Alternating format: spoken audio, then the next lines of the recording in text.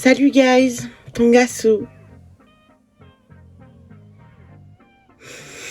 Bon, on commence avec une bonne petite dissociation. Ça met bien en amont ce que je vais vous raconter aujourd'hui. Non, je n'arrête pas YouTube. On ne m'a pas beaucoup vu ces derniers temps sur les réseaux, sur Insta, sur YouTube, parce que ça a été pour moi une année assez compliquée. Je vais vous en parler plus précisément dans cette vidéo. Alors tout d'abord, j'ai été hospitalisée en octobre pour mon poids. J'ai sorti une vidéo, celle-ci. Vous pouvez aller la voir. Elle est assez fun et c'est divertissant et à la fois éducatif. Parce que en gros, ça parle de grossophobie et je suis touchée par le cas parce que moi-même qui suis grossophobe, non, qui suis grosse, atteinte d'obésité morbide, je pèse maintenant beaucoup, mais genre vraiment beaucoup. J'atteins presque les 200 kilos. J'allais dire 200 euros, j'aimerais bien. Mais non. C'est les 200 kilos. Mais je ne fais pas 200 kilos, mais je les atteins presque. Et mon but, c'est de ne pas aller plus haut que 200 kilos et de perdre le maximum possible. Je fais tout mon possible pour essayer de changer mon alimentation, pour essayer de faire du sport, mais il ne suffit pas d'essayer, il faut l'appliquer. Et là, je suis déterminée à l'appliquer et faire attention à mes quantités, faire attention à ce que je mange, faire attention à comment je fais mon sport, qui soit adapté à mon corps et à moi-même, et à ma morphologie et à mon gabarit. Que ce soit pas un sport trop fatigant, mais qui me plaise assez pour que je me fatigue. Il y a plein de choses qui rentrent en compte en vrai. Mais bon. Du coup, arrivé en octobre 2024, j'ai fait un hôpital pour les personnes obèses. En gros, c'était une sorte de rééducation alimentaire où, en gros, on nous réapprenait à manger, on faisait des cours de nutrition, des séances de sport, renforcement musculaire, piscine, marche. J'en ai fait tout plein de vidéos. Je voulais faire un documentaire de base dessus, mais malheureusement, j'ai pas eu assez de place dans ma caméra pour tout stocker et j'ai dû tout supprimer et faire tomber à l'eau ce projet. Du coup, j'ai aucune image que je peux vous montrer. Mais en tout cas, je me suis fait des potes très très cool là-bas. Et ils ont tous dans la cinquantaine, mais je suis flexible, on va dire. Je m'entends avec tout le monde et avec tous les âges. Donc pour moi, c'est pas une question d'âge, c'est une question de maturité ou une question de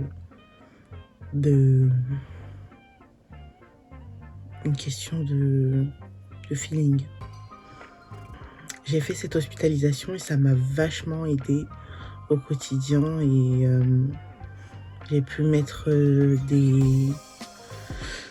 des mécanismes que je n'avais pas avant en place et dont me réveiller le matin, me doucher, faire des choses plutôt banales de la vie, mais que je n'avais pas intégrées en moi, parce que tellement j'étais traumatisée et tellement j'étais dans mon délire de dépression, que parfois j'oubliais de me doucher, j'avais une hygiène qui était compliquée.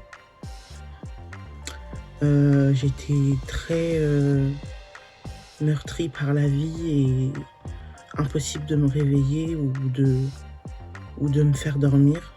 C'est assez paradoxal, mais je vais vous expliquer. Je fais des hypersomnies et des insomnies.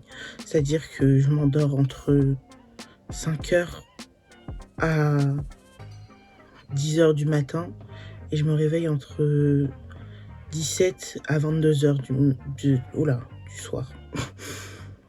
Donc ça fait tard, mais ça c'était avant. Aujourd'hui je me réveille entre 9h et 13h et je me couche plus ou moins entre 1h et 4h. Ça a quand même beaucoup changé, mais j'ai toujours un rythme décalé, comme vous pouvez le voir. J'ai pas pu encore bien me recentrer, mais c'est un travail sur lequel je travaille aujourd'hui.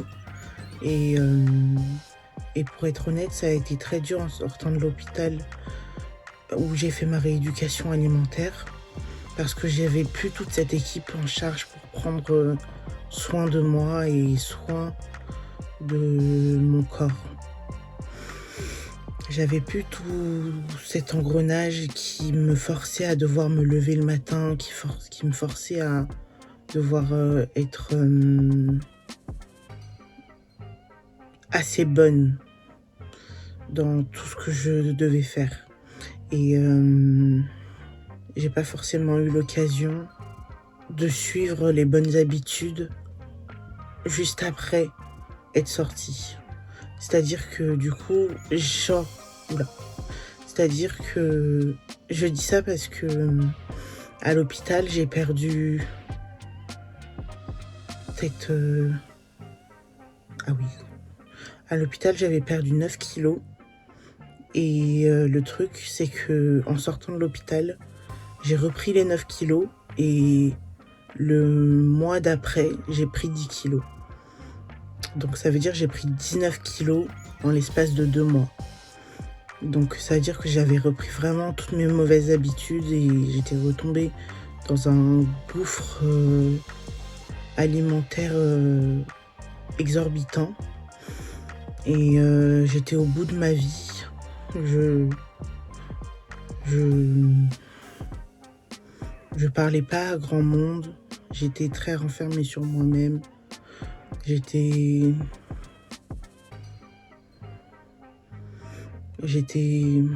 plus là, quoi. Et c'est pourquoi j'ai arrêté de faire des vidéos. Je me sentais pas en phase, en fait. Je me sentais pas prête. Et j'avais le projet de me faire interner psychologiquement.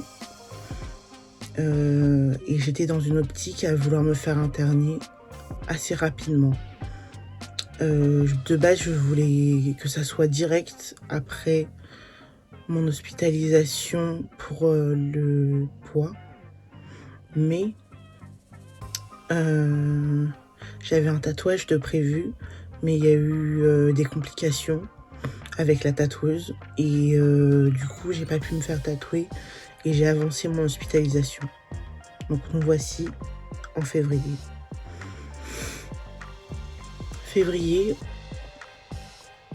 Je rentre le 17 février dans cette clinique. Et cette clinique était super. Franchement, l'équipe hospitalière était vraiment nickel. Franchement, ils ont été archi cool avec nous. Par contre, mon psychologue... t'as peur. Vraiment, tu veux pas lui. Mais bon, comme par hasard, je me suis tapé lui. Non, je me le suis pas tapé. Mais je me suis... Bref, vous m'avez compris. Wow. Je sors des dingueries. Et reprenez pas ça sur TikTok, hein. Je vous vois venir. Elle se tape son psychologue. My God. Mais non. Mais du coup, mon psychologue, il était un peu problématique, on va dire. Et sur divers et variés sujets. Et du coup, Du coup, j'arrive là-bas, je me pose, je défais mes valises, on fouille mes affaires, normal jusqu'ici. Et je m'assois sur un banc, je fume une clope. Et là, il y a une personne qui s'appelle Lou qui m'a abordée. Et j'étais trop contente parce que je faisais enfin connaissance avec quelqu'un. Et elle était trop cool, vraiment, elle m'a mis dans un mood hyper cool où je me sentais à ma place, où je me sentais pas jugée, à rejeter. Elle m'a mis bien, genre. Et j'étais trop heureuse de la rencontrer. Et j'ai fait une merveilleuse rencontre derrière ce petit bout d'âme. Et si tu passes par là, seul Lou, je te fais de gros cœurs et de gros bisous. Et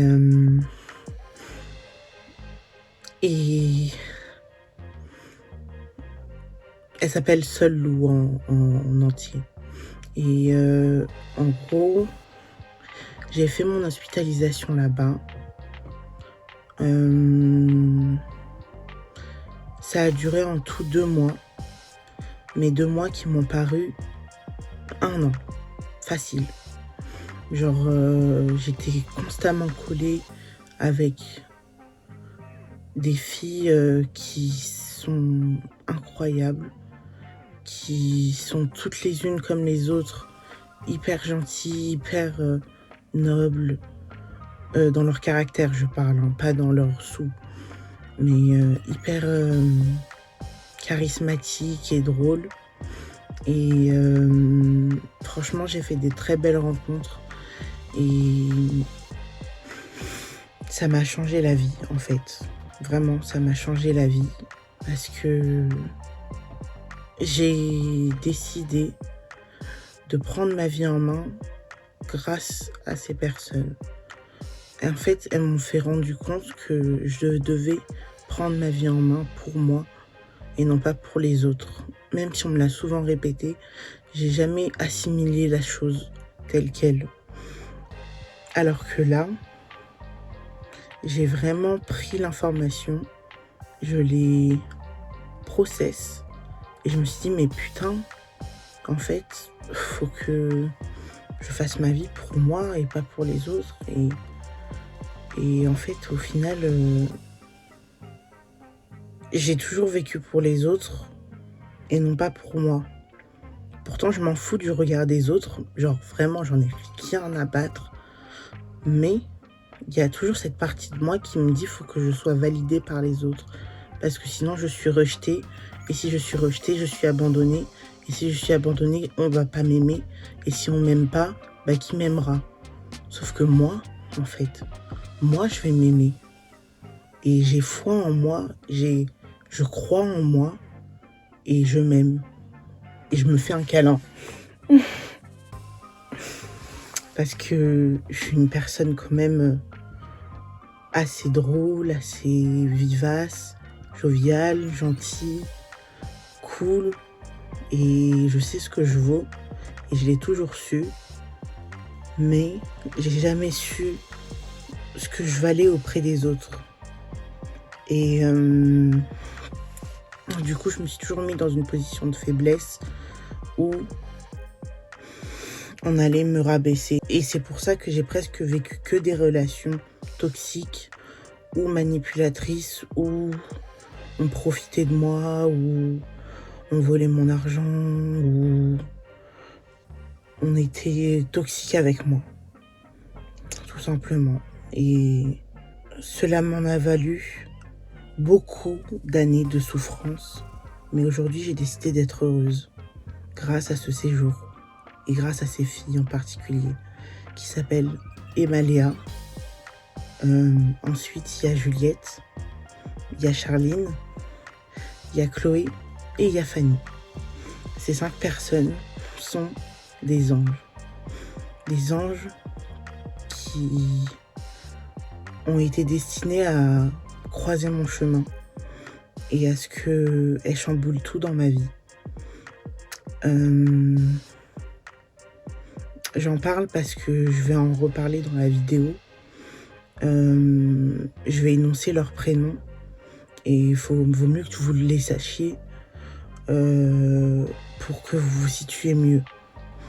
Mais en gros, elles étaient toutes là pour des choses différentes. Mais la plupart avaient les mêmes troubles, dont le trouble borderline, comme moi je l'ai.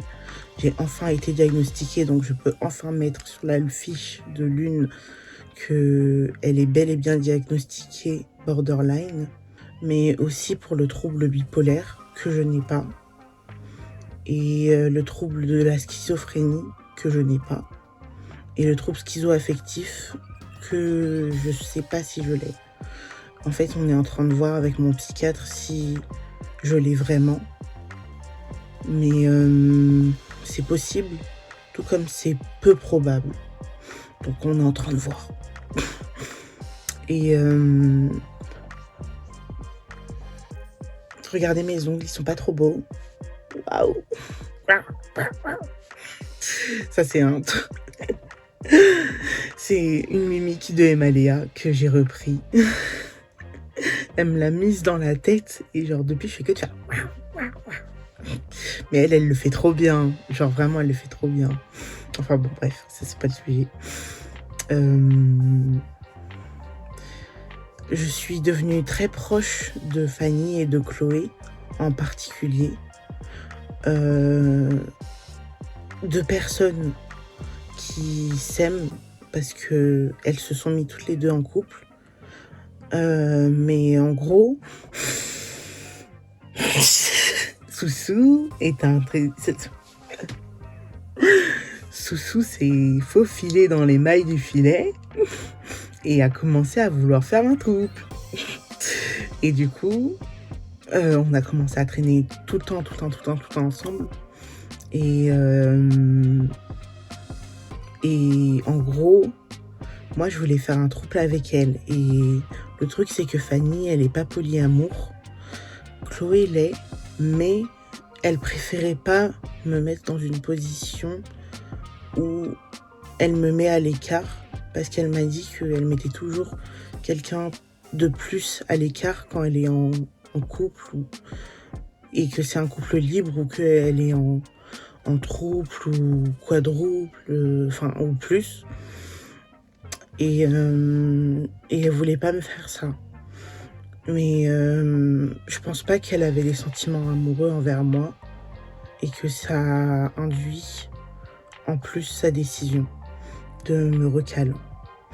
Mais je l'ai bien vécu parce qu'elles sont quand même restées dans ma vie et elles m'ont dit qu'elles m'aimaient malgré tout et qu'elles resteraient dans ma vie coûte que coûte et que maintenant je faisais partie de leur vie et que c'était comme ça et que ça bougerait pas. Surtout que c'est pas des personnes qui peuvent me juger par rapport à mes troubles, parce que j'en ai eu un bon paquet, un bon petit packaging des personnes qui m'ont laissé à cause de mes troubles, qui m'ont déçu, qui m'ont affaibli. Mais ça m'a rendue plus forte que jamais, parce que je me suis rendue plus forte. Je me suis propulsée bientôt au sommet.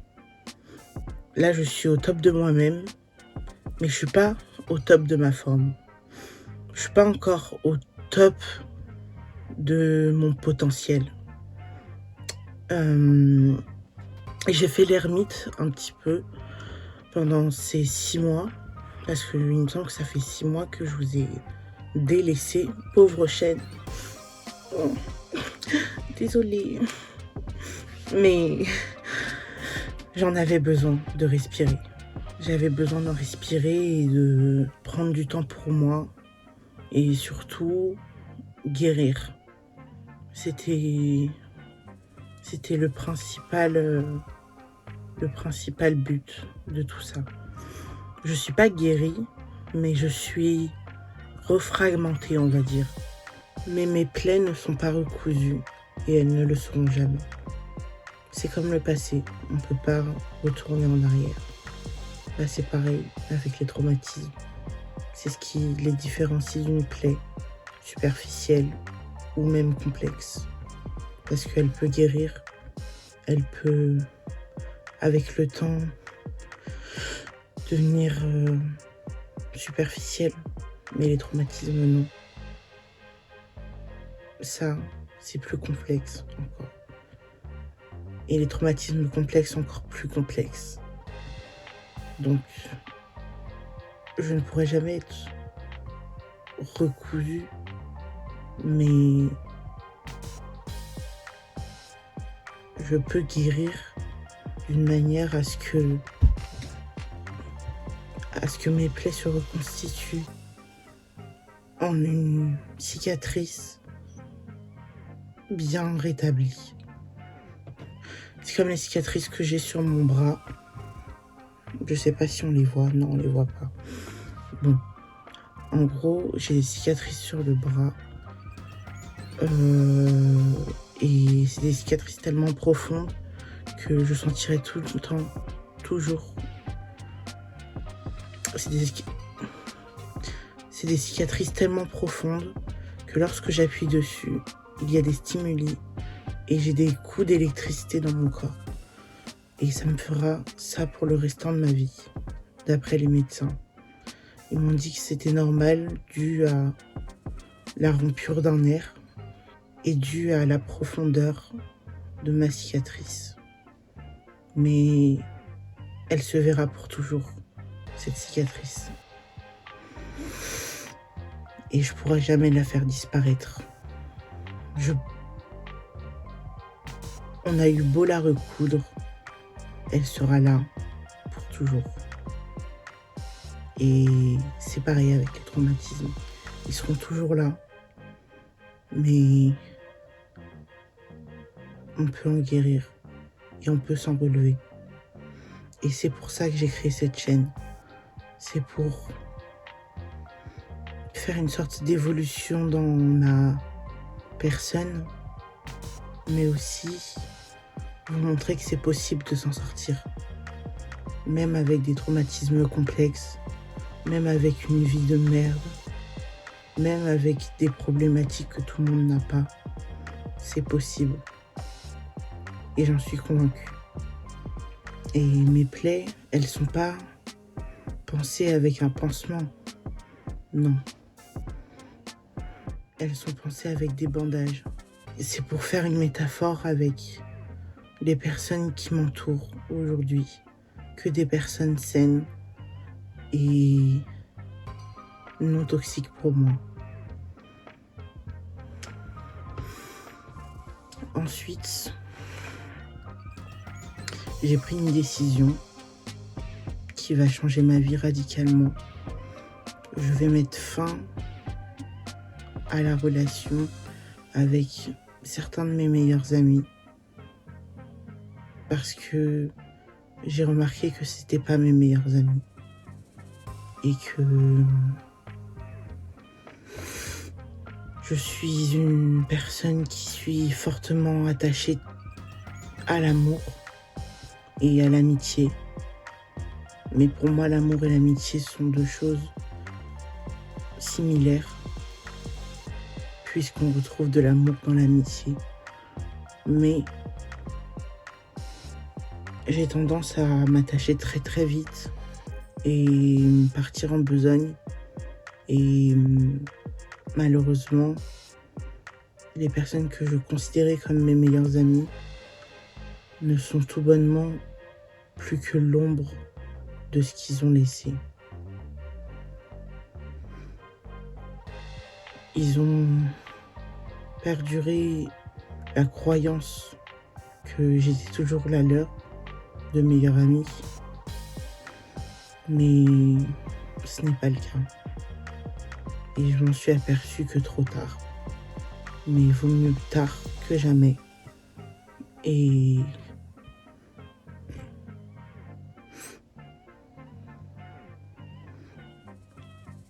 voilà, je voulais vous partager ça.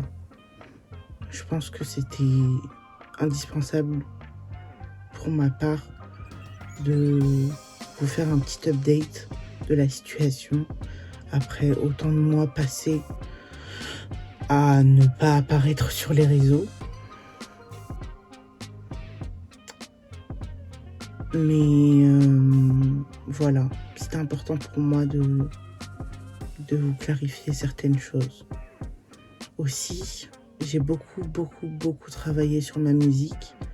Je sortirai un album lorsque j'aurai une percée. Oula. Je sortirai un album lorsque une de mes musiques aura percé, parce que j'aurai beaucoup plus de visibilité. Et dès que j'ai un son qui perce, je sors mon album. Je suis en train de travailler dessus. Je suis plutôt fière de ce que je suis en train de faire. Et il y a des sons de folie qui sont en train de sortir là.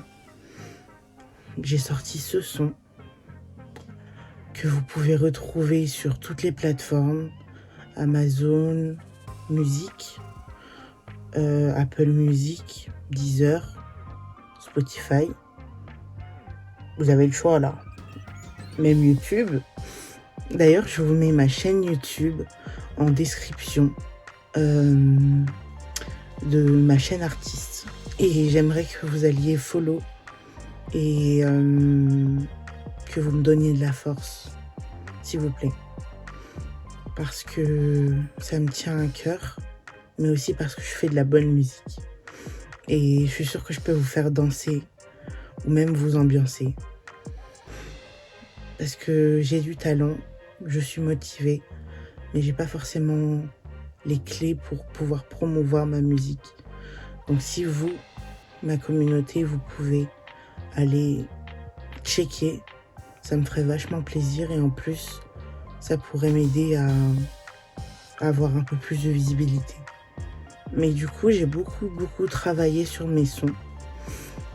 Pas vraiment quand j'étais à l'hôpital. J'ai pas forcément eu le temps, vu que je m'occupais de moi-même et de ce que je ressentais. Mais j'ai réussi à faire quand même un son que j'ai fait avec les filles. Donc Chloé, Fanny, Emaléa, Charline et Juliette.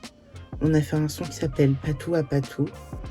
Et c'est en référence avec une amie que j'ai rencontrée aussi à l'hôpital, qui s'appelle Garance.